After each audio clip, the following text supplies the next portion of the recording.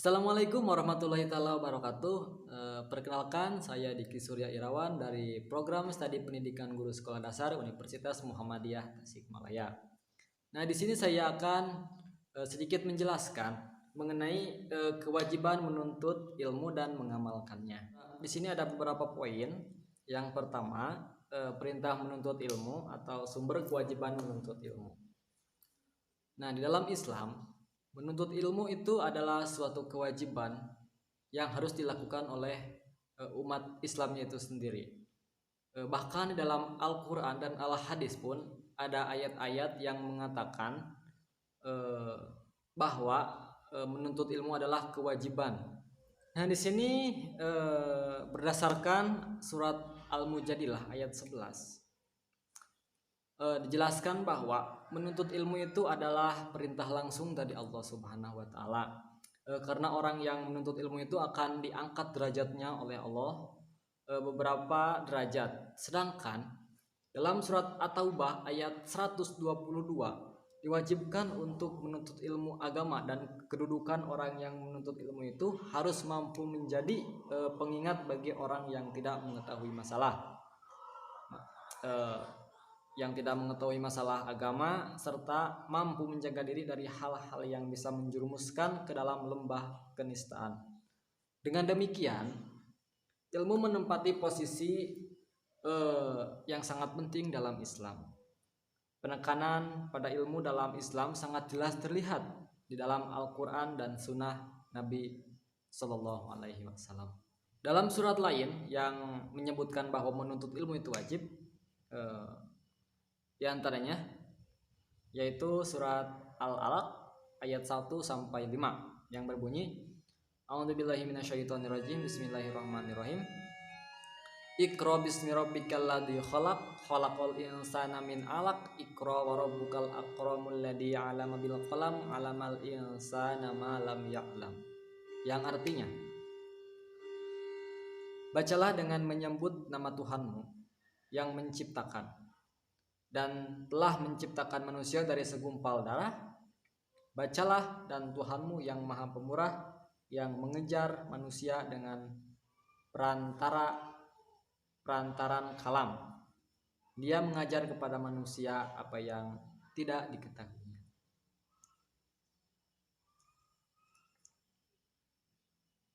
Nah, di sini pun ada beberapa hadis yang menjelaskan menuntut ilmu itu wajib.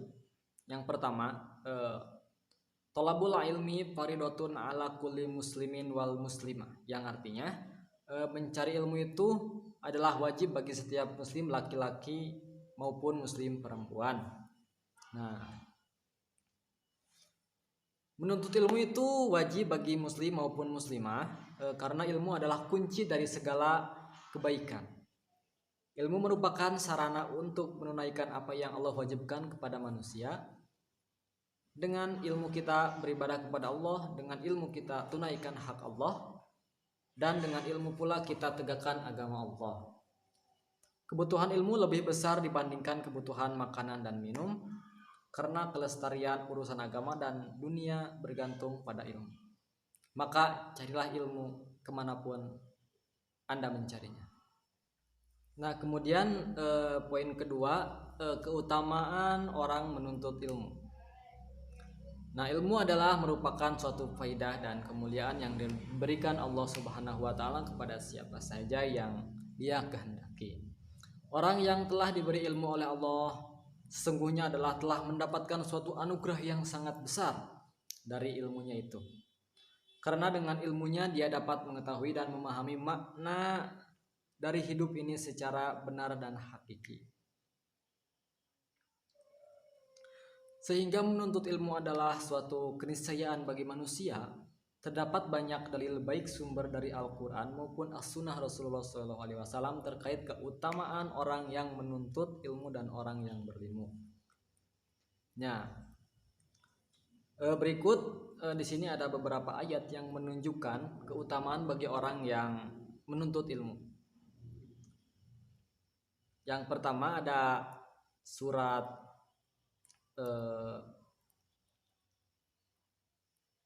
Az-Zumar ayat 9. yang artinya, apakah kamu, hai orang-orang musyrik yang lebih beruntung, ataukah orang yang beribadah di waktu-waktu malam dengan sujud dan berdiri, sedangkan ia takut kepada akhirat dan mengharapkan rahmat Tuhannya? Katakanlah, adakah semua orang-orang yang mengetahui dengan orang yang tidak mengetahui? Sesungguhnya orang yang berakhlak Allah yang dapat menerima pelajaran.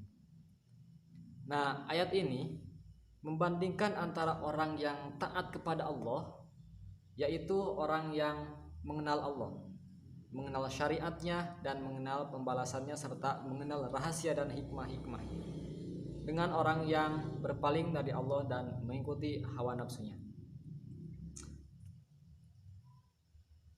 Nah, membandingkan antara orang yang berilmu dan dengan orang yang tidak berilmu, hal ini jelas tidak sama. Sebagaimana tidak semua antara siang dan malam, antara terang dan gelap, antara air dan api, mereka memiliki akal yang membimbing mereka untuk melihat akibat dari sesuatu. Nah, yang kemudian ayat selanjutnya di sini ada surat Al-Mujadilah ayat 9 yang artinya, hai orang-orang beriman, apabila dikatakan kepadamu berlapang-lapanglah dalam majelis. Makna lapang-lapanglah, niscaya Allah akan memberi kelapangan untukmu, dan apabila dikatakan berdirilah kamu, maka berdirilah. Niscaya Allah akan meninggikan orang-orang yang beriman di antaramu dan orang-orang yang diberi ilmu pengetahuan beberapa derajat, dan Allah Maha mengetahui apa yang kamu kerjakan. Nah, Allah meninggikan derajat ahli ilmu dengan derajat yang banyak di sisinya, dengan pahala dan derajat di sisi meraih keridhaan Allah. Allah Maha teliti terhadap amal-amal kita, tidak ada sesuatu yang samar baginya, dan Dia akan membalas amal kita dengan yang lebih baik. Ayat ini menjunjung kedudukan para ulama dan keutamaan mereka serta ketinggian derajat mereka. Nah, yang selanjutnya di sini ada kedudukan ulama dalam Islam. Nah, kata ulama di sini kata ulama adalah bentuk jama dari alim, yang artinya yang memiliki pengetahuan. Dan sebagian lagi ada yang mengatakan ulama itu adalah orang yang memiliki ilmu sehingga membawa dirinya memiliki sifat khosah, yang artinya takut.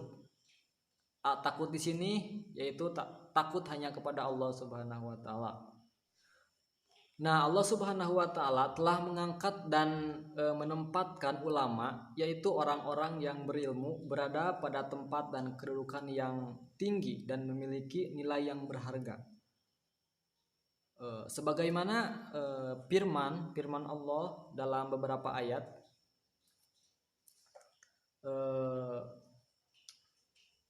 yang artinya,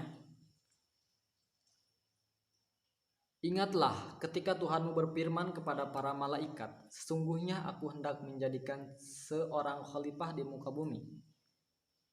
Mereka berkata, mengapa engkau hendak menjadikan khalifah di bumi itu orang yang akan membuat kerusakan padanya dan menumpahkan darah, padahal kami senantiasa bertasbih dengan memuji engkau dan mensucikan engkau. Tuhan berfirman, sesungguhnya aku mengetahui apa yang tidak kamu ketahui. Nah, kemudian ulama adalah pewaris para nabi. Nabi diutus oleh Allah Subhanahu wa taala tidakkah mewariskan dan meninggalkan harta untuk dijadikan sebagai bekal bagi manusia untuk kehidupannya, melainkan mewariskan ilmu yang dapat menyelamatkan manusia dari kegelapan, menerangi tujuan hidup dengan mengenal Allah serta menjalankan ibadah kepadanya dan menjauhi larangannya. Itu semua diwarisi oleh para ulama. Sebagaimana hadis yang mengatakan seperti itu, yang artinya para ulama adalah pewaris para nabi. Sesungguhnya para nabi tidak mewariskan dinar ataupun dirham, tetapi mewariskan ilmu. Maka dari itu barang siapa mengambilnya, ia telah mengambil bagian yang cukup. Hadis riwayat Abu Daud, At-Tirmizi dan Ibnu Majah. Nah, mungkin hanya itu yang bisa saya sampaikan. Mohon maaf bila ada kesalahan dalam penyampaiannya. Wassalamualaikum warahmatullahi taala wabarakatuh.